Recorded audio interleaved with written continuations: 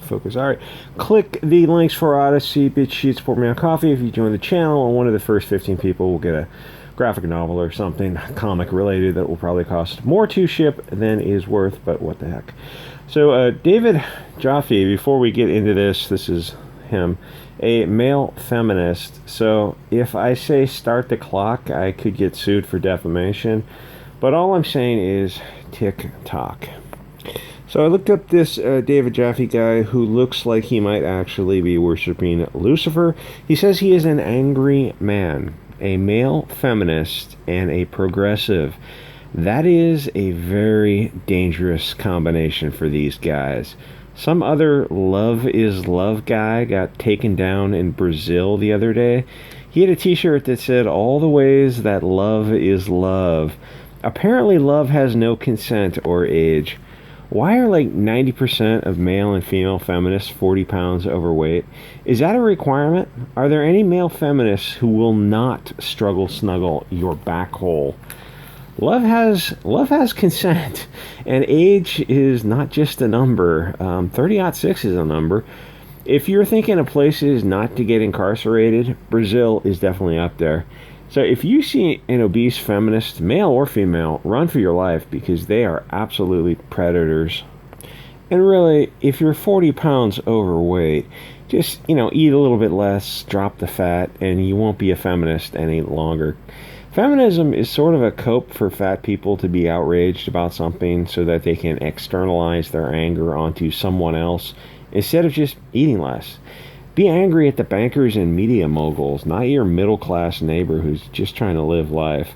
So on a brighter note, now that the video is completely demonetized, is everyone involved in video games, or the media for that matter, a complete filthy degenerate?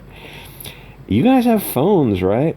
Feminism is still mostly cancer, but it's nuanced, and these guys actually seem like sociopaths. See, this is what feminism should be for, going after alleged predators, not worrying about pronouns or just nonsense that doesn't affect anything. Oh, pronouns are really important. No, they're not. Eating is important. Actually, ironically enough, I do agree with a lot of feminists about how prawn is evil, like actually biblically evil, and how images that arouse prurient interests in films and magazines are also harmful, but I guarantee that we're coming at it from different perspectives. And the globalists, the Margaret Sanger types, are trying to shift feminism into supporting the exploitation of the feminine via the prawn industry, where years ago I may have supported something like that in my more libertarian days, but after slowly over the years looking at the harm it causes to everyone involved, not just the women who everyone involved has an issue with self-harm via chemicals or, excised from this mortal coil. I realize that prawn is more like an act of war on a country. It and the purveyors of it must be excised. And I'm not a religious moralist, but I'm not so misanthropic that I want to see an industry that feeds on human suffering continue to survive. The purveyors are vultures and goblins. Actual, pure, distilled evil in human form. Read about the history of the industry and look at the people who run it, and you'll feel sick and very, very angry. Oh, the funny thing is he keeps railing against this, but everyone who... the people who were accused of the most egregious offenses were not of European origin. They're from the Middle East. So it's weird that he kind of does a little shifty, tricksy deflection there by saying they're of European origin. It's kind of weird that some people in the comments called it out, but they called it out in a less than politically correct manner. So one would assume that the progressive male feminists who are video game journalists would be all over protecting these women and bravely speaking truth to power and all that stuff that most of the time is absolute nonsense. And if you don't respect my pronouns, you're dehumanizing me. What happened to liberals saying compelled speech is a bad thing? Oh, well, that just goes out the window. Yeah. As soon as you get a little bit of power, it turns into authoritarianism. compelled speech is still a bad thing if it goes against your morals. Hey, let's cover a slut walk instead. So, why are you ladies marching around in your underwear like idiots? Because a stripper told us to march around in our underwear like idiots. And we want to be single cat ladies the rest of our lives. Oh. You guys know you're just the useful idiots for the machinations of the puppet masters, right? Are we? He looks around. Wait, we're in our underwear. Are we the useful idiot? How are we going to get married this way? Like, oh, we don't need a so wait, you're saying you all want to remain single? Because this is how you remain single for the I'm not saying that's a good thing or a bad thing. I'm just saying, like, that's going to be one of the consequences of these actions. Is like, you're probably going to remain single. If that's what you want, hey, knock yourself out. But if you don't want to remain single, you probably don't want to walk around in your underwear because some stripper told you to walk around in your underwear. That makes you a useful idiot.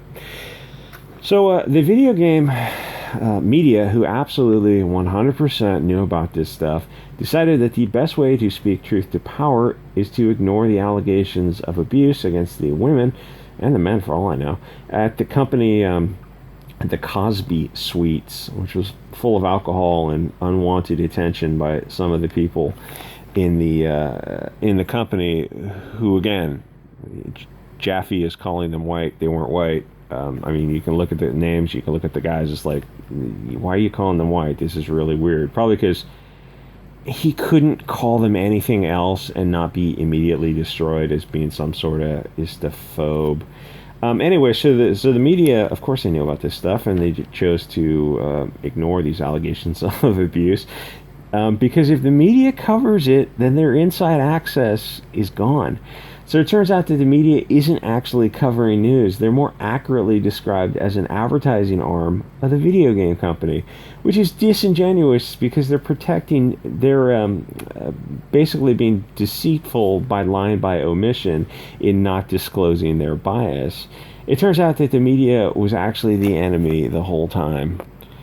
So the media has a long history of yellow journalism. It seems like the people who want to be reporters are usually alcoholic Bolshevik kitty sniffers. If you remember all the way back to Gamergate, I think in 2014, video game journalists were having relations with game developers. It was basically backhole love for good reviews. I would say front hole love, but these people are total degenerates. Everything they do is as filthy as possible. Zoe Quinn was doming reporters so they would sell her game. I think it was Depression Quest, that was hers. Back in 2014, Zoe Quinn and Anita Sarkeesian, there used to be a few more. These girls used to sort of be YouTube celebrities. Then it slowly got out that they didn't actually play the games, and they were just grifting money to use to powder their nose, which I would also if I was grifting money. Since 99% of my videos are demonetized instantly, that will never happen, and I will be forced to remain sober forever. And I asked for pharmaceuticals through the mail when I had a P.O. box, and people sent me comic books instead, so I guess thanks, that's cool. Anyway, it appears that the video game journalists are just as filthy as the people who work in the mainstream media.